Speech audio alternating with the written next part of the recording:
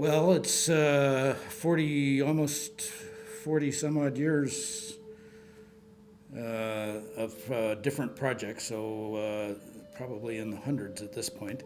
Well, as a graduate student, before I came to Manitoba, I worked in a community called Joe Haven, which is an Inuit community up in the Central Arctic. And I had lived there for 2 years, and I had done both my master's and my PhD work there, and got to know the community quite well and some of the issues. So when I came to Manitoba, I initiated a number of research projects with Inuit in the Keewatin district. I think with the Inuit, we had good partnerships from the very beginning. The Northern Medical Unit, which is part of the University of Manitoba system, had built excellent relationships in the Arctic through service provision. And when those of us who became involved in research, I think we were able to build on those relationships.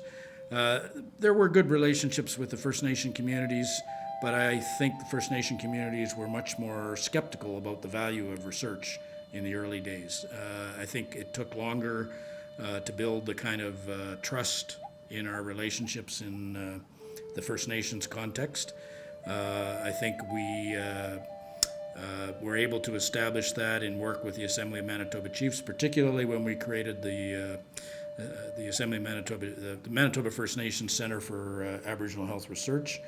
They were brought in as full partners in the various proposals that we wrote for funding for building the center. And I think having that kind of partnership at a structural level then enables the kind of community level involvement I think that we enjoyed working with First Nations in Manitoba. Probably the creation of the Center for Aboriginal Health Research, the Manitoba First Nations Center for Aboriginal Health Research, involved a number of collaborative studies with First Nations in different parts of Manitoba related to environmental issues and the healthcare system particularly.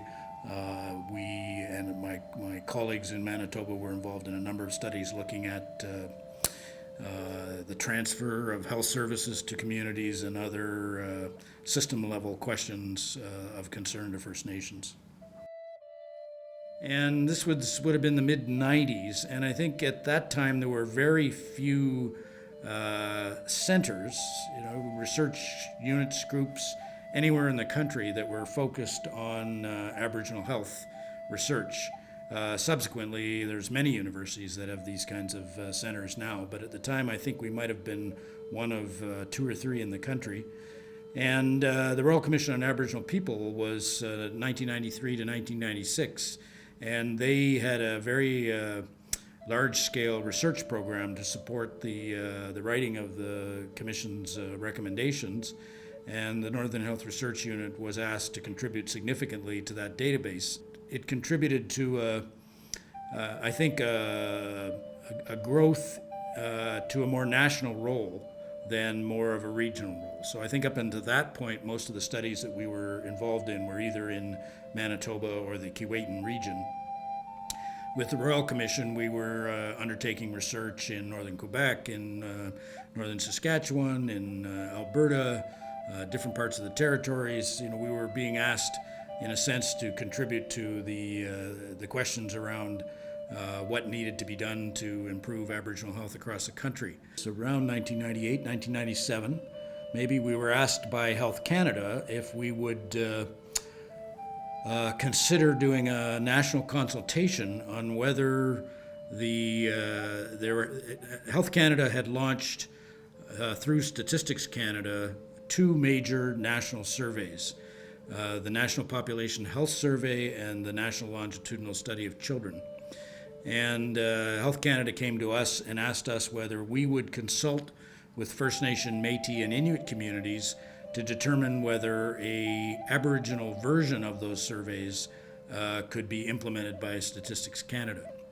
So we were involved in a series of meetings in every province, and the results of that consultation over the course of about a year were that communities had no trust in Statistics Canada at the time and very little trust in Health Canada, and would be very resistant to a federally governed survey that was asking a series of health questions in communities.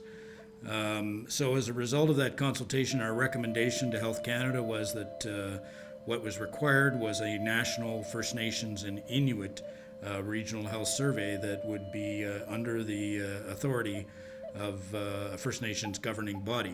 The Northern Health Research Unit was responsible for the coordination on that survey and for the roll-up of data from the other regions, and for producing the first report for the analysis of that data. Subsequent waves of that survey were no longer the responsibility of the Northern Health Research Unit. In the process of doing the first wave of the survey, a number of different research groups were set up across the country in different provinces, and a central supervisory group of First Nation researchers affiliated with the Assembly of First Nations took on the national responsibility for implementing subsequent waves of that survey. The biggest challenge of doing work in this area is the ongoing structural racism that characterizes relationships in Canada between different institutions and First Nation, Inuit, and Métis communities. And that racism means that the personal relationships that you have in communities and the politics of sometimes negotiating access to the communities is always clouded by the fact that people in the communities feel and experience that racism on a day-to-day basis. I think then what that leads to, as I said, is a highly charged political and emotional context for a non-Aboriginal researcher, particularly, to build the kind of trust that you need to have in order to do good research in communities. You know, it's partially the fault of the research community in the past, and to some extent continuing. Some researchers continue to act as if the communities are subordinate to the research process. I think that's changed a lot, and I think the Centre in Manitoba has had a lot to do with some of those changes. I think what's happened over the last 10 years as a result of the CIHR investment in Aboriginal people's health has been a significant strengthening of research capacity in the First Nations, Métis, and Inuit communities. So you see now a very large number of Aboriginal researchers with academic appointments, working with their Indigenous organizations, with positions within different levels of federal and provincial and First Nations governance structures and healthcare systems. The research process is very much a process that is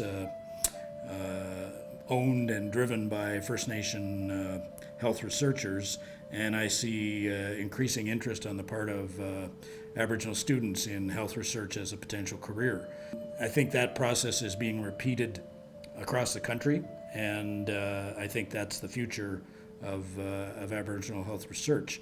It's threatened by some of the changes that are taking place in the federal granting environment, and the tendency to feel as though there's no need to continue to invest in building capacity, I think is a serious mistake, and is potentially a threat to continuing to strengthen First Nations, Inuit, and Métis research.